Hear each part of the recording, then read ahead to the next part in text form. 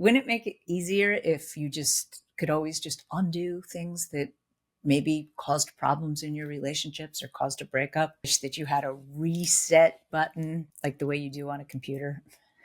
Welcome to my Broken to Brave podcast. I'm the love coach, Donna Barnes. We all make mistakes, and sometimes we really wish that we could go back and undo something that happened, especially in a relationship, and especially if you've really hurt somebody. One thing in relationships as a breakup coach, I can tell you that has been a big problem is if your partner has been telling you over and over again of something that they really need from you, making a behavioral request, and you've ignored that. And now they've left you. I can't even tell you how many people have come to me for coaching who tell me about something that their partner kept telling them over and over again that they needed, but they never thought that they would leave them. And now that they have left them, they're trying to make it up to them. They want to hit that reset button. But that's why I wanted to talk about this today, because unfortunately, there is no reset button. And depending on how much time you spend on a computer, I know I'm guilty of that. Sometimes I just want to hit undo, right? And reset it to how it was before something happened, which that would be fabulous if that could happen in real life. However, you can't change anything that happened even a minute ago, right? Like anything that happened yesterday is done and over with. You cannot change it. However, you can use it to change your future, which is the only thing that you can control anyway, but it can make your future much better. Things that don't go well usually teach us more than the things that do go well. The value of having had more than one relationship. And honestly, when I was around 40, I made a video that said why you should date somebody who's divorced. Because I'll tell you, you learn a lot by getting married, having it fail, and going through a divorce. And so many men, especially in New York, said to me, I worked too much. I was a workaholic. I was completely escaping the relationship and my wife left me. And they're really sad about that, but they will never make that mistake again. In real life, your reset button is by learning lessons. Things that don't go well for us are great learning opportunities if we really internalize it and look at it and unpack our part in it and not be a blamer. Right? When you blame, you miss the lesson. If anything that goes wrong, instead of blaming somebody else for why that happened, if you look at your own participation in it, you can really learn something from it that hopefully in your next relationship is going to go better. And honestly, at this point in my life, I have the best relationship I've ever had because I've had the value of making mistakes in my past relationships. And honestly, it's why I'm good at coaching people. I'm here for coaching. If you've made a mistake about something and you need help to fix it, I'm really good at that because I've lived a lot and I've had a lot of relationships and I've learned something from every single one of them, which is largely what makes me good. I mean, I did go to NYU. I went to school and I've read a lot of psychology, right? But I also had a fabulous therapist. But really what makes me good at coaching is a lot of my personal experience because I've learned from my mistakes. And I've said in a lot of my websites and stuff that I want you to learn from my mistakes too. But I'm also well aware that sometimes you just can't tell somebody something. They have to learn it themselves, right? I can hear my father now saying to me, I have been on this earth a lot longer than you.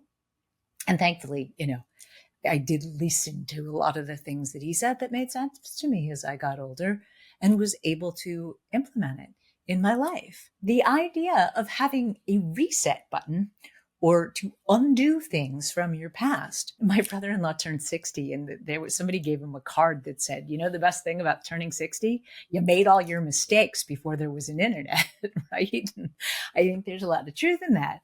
But the value of those mistakes isn't to call you out on things or to make you look like a bad person or to make you feel bad about yourself. It's to help you learn how to get along better in your next relationship and how to create a better relationship. And it's actually really good. I mean, everybody that I know who's ever done anything in their careers have always said they learned more from the things that didn't go well than from the things that went well. So it's the same thing with relationships. Relationships that didn't work out are fabulous teachers to help us make the next one work out better. And certainly for me, I was much more impulsive when I was younger, where at this age, I take a few more minutes to think about something and I try not to be impulsive, especially in sending things, right? With emails and things like that, I try to, I'll fire it off. I'll write everything that I want to send, but I won't send it is my point. I think it's really good to write it out. It's better to write with pen on paper because your brain processes information that way. but then don't send it. Impulse control is a really big piece of it. And when I was a kid, my father used to say to me, because my mother and I used to argue a lot, and my father used to say, if you would just shut up, she can't argue with herself.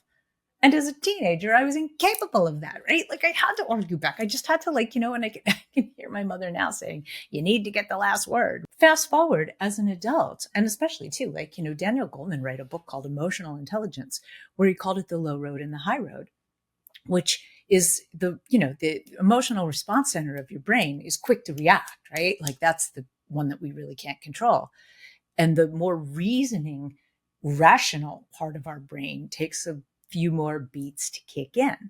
And, Daniel Goleman wrote in Emotional Intelligence that unfortunately, by the time the high road kicks in, it spends all its time trying to make up for what the low road already messed up. And that's the idea of the reset button. But honestly, at this point, if you said to me, if you wait a few minutes, you'll have a better part of your brain that's more equipped to take over, will handle it. That I could have understood. So that's what I'm saying to you. Delay gratification, control your impulses, especially in your relationships, because you really can't unsay something. You really can't. And people can't unhear things. And words can wound. Things that are nasty that you say.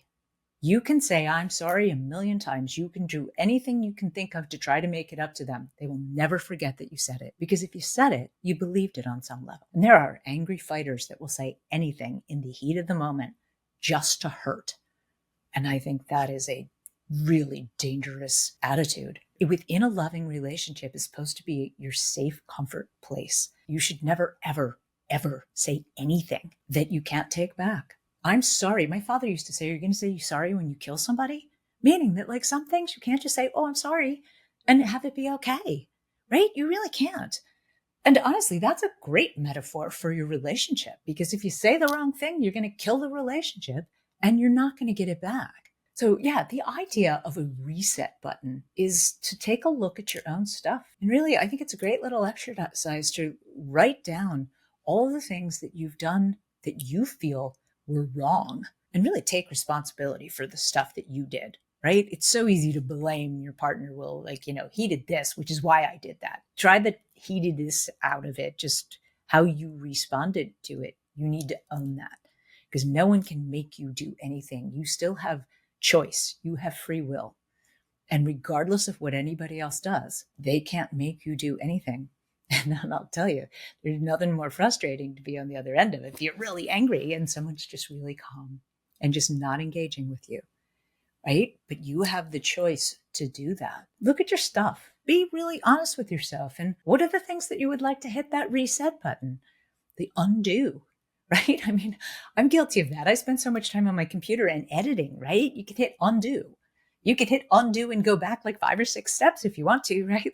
You could go back to the beginning and start over if you want to on a computer, but not in real life. And we're also computers and phone centric now, right? That we're so used to, we can just undo something. And the immediance of being able to send something so quickly, I think is really, and I'm guilty of that too, right? Sometimes I just send off something. I use that talk to text thing and I send it. And then after I send it, I realize, oh no, that's not what I said, right? And sometimes I have to really go back and correct it, that it was something that was inappropriate, right? So yeah, my father always used to say, you're always in such a damn hurry. Slow it down and allow a more reasoning part of your brain to kick in and really learn something about how to have a better relationship based on the things that you'd like to reset or undo from your past.